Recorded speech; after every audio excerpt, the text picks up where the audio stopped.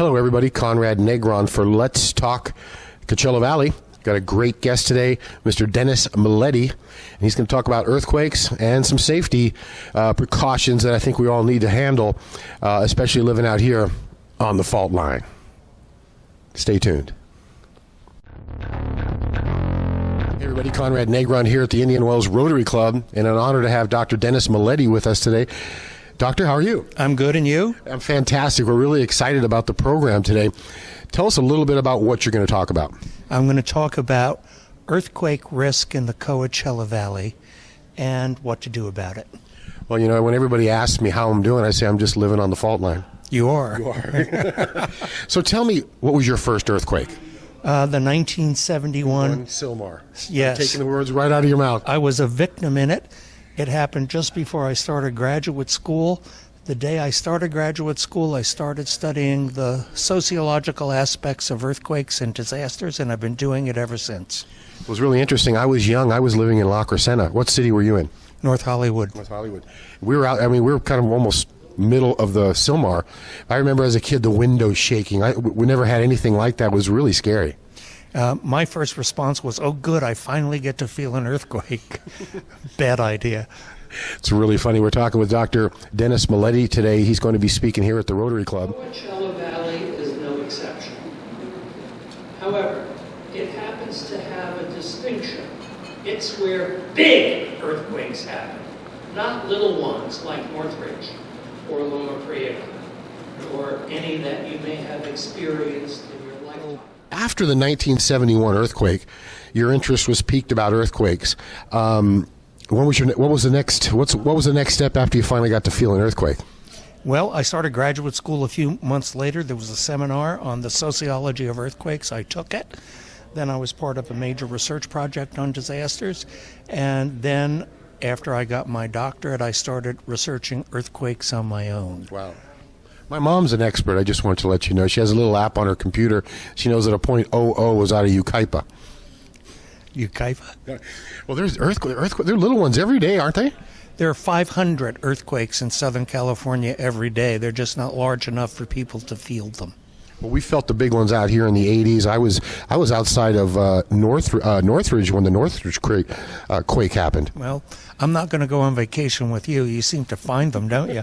However, those weren't big earthquakes. You haven't felt a big earthquake. We haven't had a great earthquake in Southern California, in hundreds of years.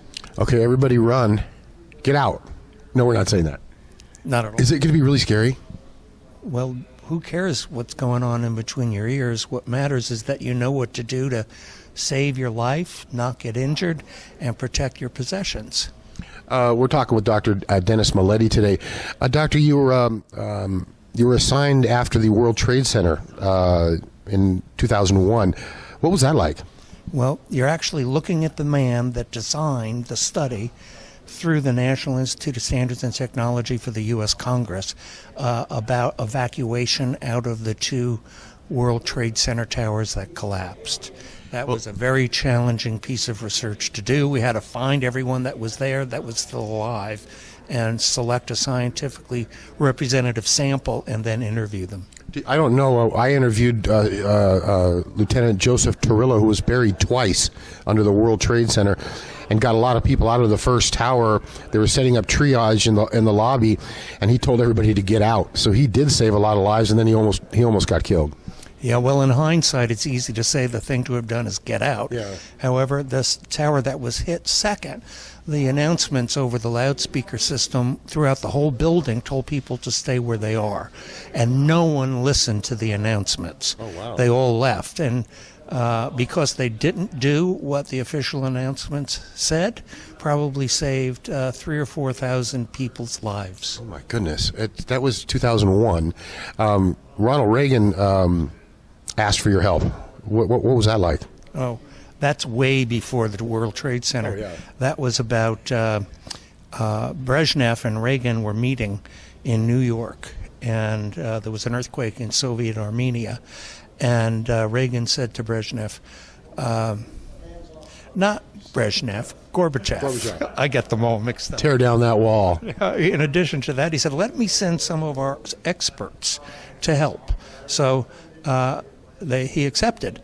And I was part of the first scientific delegation ever from the United States to the Soviet Union. And it was, of course, we all were expecting weird stuff.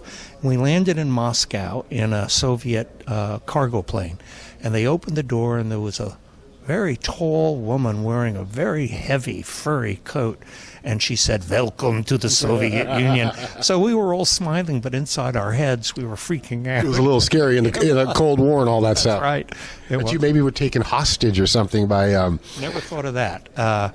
And then we drove to Armenia, to Yerevan, and then to the earthquake sites and did research. Some of those structures, you see some of these in different countries, that the structures are not even anything close to as good as our structures are, and they just collapse. That's true. And that earthquake, it was amazing because all the new buildings collapsed.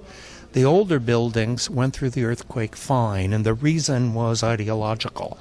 Brezhnev, and this time that's the right president to talk about, needed money to fight the Cold War, so he lowered the building codes in Armenia, and the new buildings couldn't withstand the earthquake, but the ones that were in place prior to him lowering the building standards did just fine in that earthquake. Do you think, I'm born and raised in Los Angeles, some of those old buildings will crumble? It depends. Some of the old buildings have been retrofitted. Los Angeles knows exactly which buildings will perform in what ways within reason. And the ones that were retrofitted will do just fine. If there are unreinforced masonry buildings, they will not do well at all. And one of the big problems in LA is that there was damage in engineered high-rises in the Northridge earthquake, and a few of the building owners didn't repair them. They just stuck it over the cracks. So some experts are concerned about those buildings. Where do you live? I live in Rancho Mirage. There we go. You're safe in Rancho Mirage. Not at No, all. you're not. No, I'm at ground zero. Is liquefaction a major problem out here? Liquefaction could be. It depends on the amount of water in the soils under the structure you live in or work in. And in general, anybody here can go on the computer and look at their city's general plan, and it'll show you what areas are subject to liquefaction and which ones are not. In general, however, the closer you are to the Salton Sea and the mountains, the higher the chance you could experience liquefaction. But I wouldn't consider it my main worry in this earthquake. There's a lot of other things to pay your I'm just attention going to stand in between the door? No, it's the worst place to stand. The state of California, from its beginning, has never recommended that as a protective action. There's only one thing to do. Get under a heavy table or desk so that you're protected from falling and flying objects. Hold on to the table or desk, or it will bounce away from you and your shelter will be gone. And stay there until the shaking stops. Do not go outside. Things will fall off the roof and hurt you. Do not stand in a doorway. Do not get in what some people call the triangle of life. Get under a heavy table or desk. We've done a lot of epidemiological research on how people are injured in earthquakes in California. We're all in California, so in California, that's the safest place to be. Safest place. Dr. Dennis Milletti today. Doctor, we're looking forward to your presentation today. Tell me real briefly, and I'm going to show this little highlight here of the San Andreas Fault that we took a couple, 3 weeks ago with Big Blue.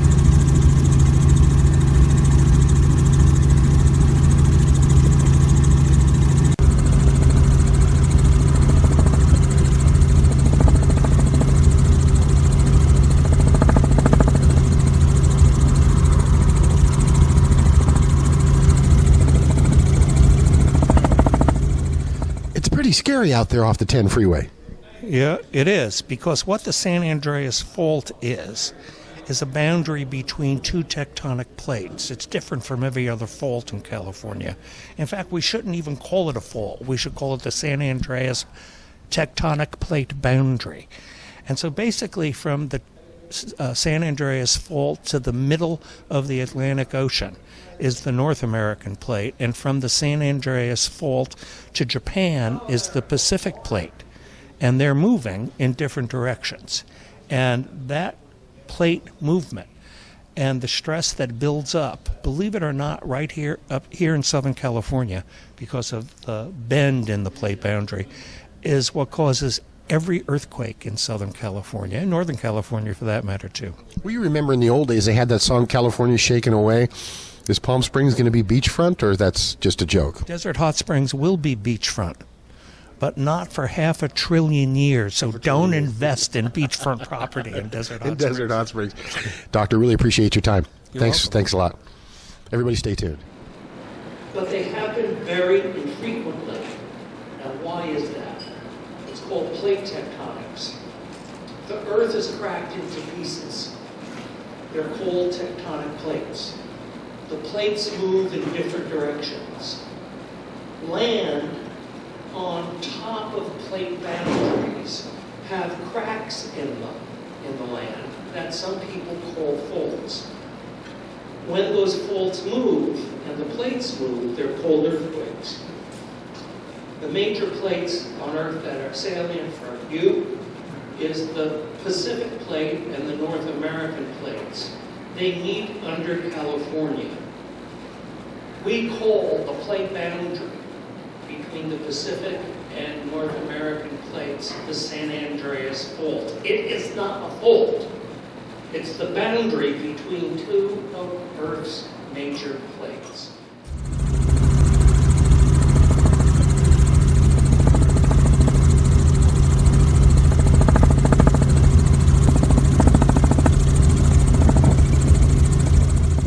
There's a map of the plates, there's a map of the boundaries, and you can see at the bottom to the left of that red arrow, they meet right where we live. What does the plate boundary look like that we call the San Andreas? And it looks like this in the Coachella Valley. If you took a helicopter ride or got on top of the roof of this building and you glanced across the valley towards the mountains on the north side and you see a string of palm trees, that's the San Andreas Fault. Now, why are there palm trees there? Because water can't travel through faults.